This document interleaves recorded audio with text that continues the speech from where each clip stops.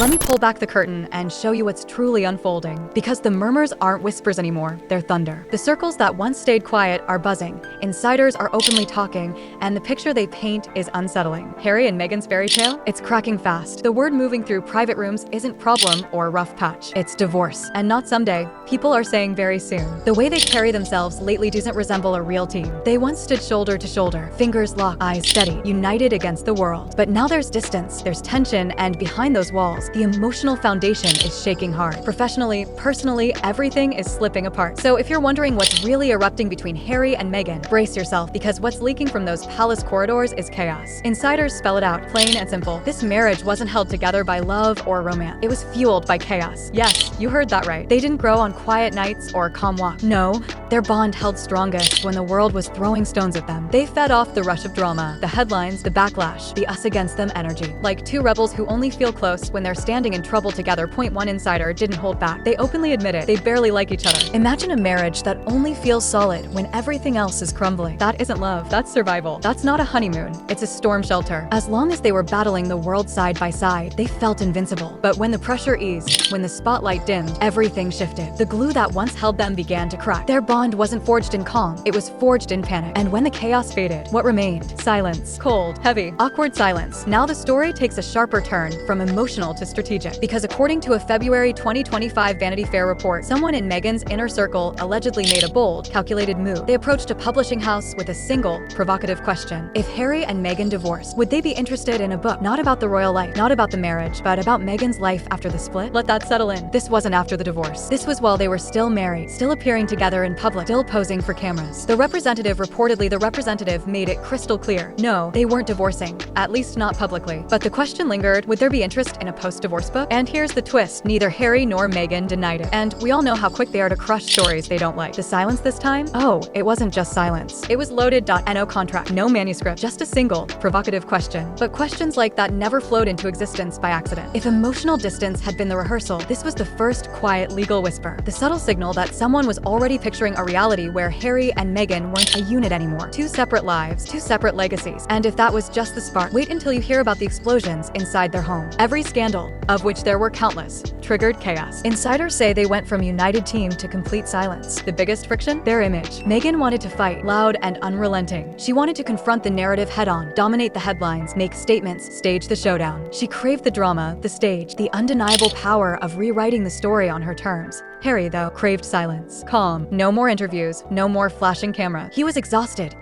by the relentless drama, the unending backlash. He wanted fewer headlines, fewer battles, just a fragment of peace. Inside their sprawling mansion, it wasn't a love story anymore. It was strategy versus strategy, ego against ego, fire against ice. Every new scandal, every accusation, every racial allegation, every failed deal became fuel for another explosive showdown. Point one insider described it as crisis after crisis, the two of them constantly detonating at each other. Harry reportedly felt buried, trapped under a storm of negative publicity, suffocating beneath headlines he couldn't outrun. Meghan, meanwhile, was a tempest of fury, furious at the brand crumbling, furious at the ridicule, furious as her carefully curated global image began to slip. It was like watching two people in a sinking ship, one screaming to row harder, the other begging to stop rocking it. And when frustration festers into resentment, resentment blossoms into blame. And blame, that's the poison no marriage can survive. Until now, Harry always seemed the loyal soldier, standing unwavering beside Meghan, defending her, battling critics, playing the flawless ride-or-die husband. But insiders say something finally broke. They claim Harry has been yearning for one thing he sacrificed long ago: home. The UK. Not the fame, not the Hollywood lights, not the relentless Netflix glare, but home. The pub nights, the old friends, the laughter, the simple sense of belonging. Sources even whisper he misses being genuinely liked. Imagine that. Prince Harry, once the charming royal everyone adored, now feeling like an outsider in a world that doesn't understand him. He reportedly despises the Hollywood treadmill, the endless branding, the performative smiles, the staged glitz. To him, it's alien, suffocating, like wearing a suit stitched by someone else's rule. As their public image spiraled downward, he began fading into the background, eclipsed in his own story. Then came the solo appearances, the quiet birthdays, the distance you could almost touch, and the thoughts grew louder, persistent. I want my old life back. Not the throne, not the crown, not royal power, just peace. Because Harry isn't merely exhausted anymore. He's homesick. Homesick for a life without chaos, without cameras, without performance. And when a man begins dreaming of escape, he's already halfway gone, halfway halfway out the door. Now, let's peel back another layer of their brand. Because Harry and Meghan weren't just a couple, they were a carefully curated empire. And when that empire started crumbling, the marriage began to fracture. The numbers don't lie. Royal favorability polls revealed Harry's positive ratings plummeting to 28%, with 58% viewing him negatively. Meghan fell even harder, 20% positive,